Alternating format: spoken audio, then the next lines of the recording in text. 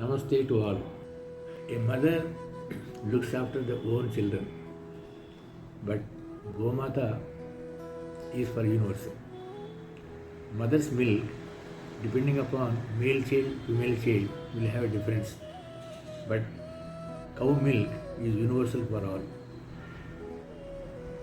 Same grass eaten by a horse and a cow, when the dung comes near the horse you can't stand, but whereas cow dung is energetic, vibrant and almost like amrita.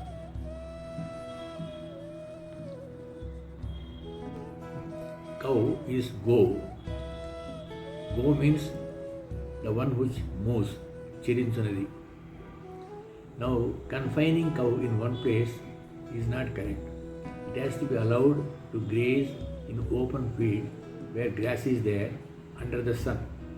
When sun rays falls on its spinal cord, the energy is collected there and sent to Mupura, where it looks like inverted Meru Prushta. And in the Meru Prushta, the sun rays energy is converted into organic gold bhasma through Go Dohana Kriya. And this energy is transferred into milk. So the cow milk is always yellow color, whereas buffalo milk is white in color. And when you make ghee out of it, the ghee contains yellow color because of organic gold bhasma. If you want to make organic gold bhasma outside, you have to make 24,000 photos to get the same quality.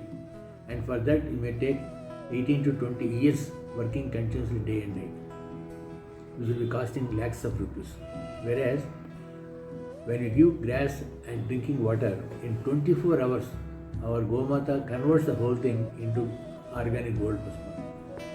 It is an organic factory without any outside influence or management or factory rules.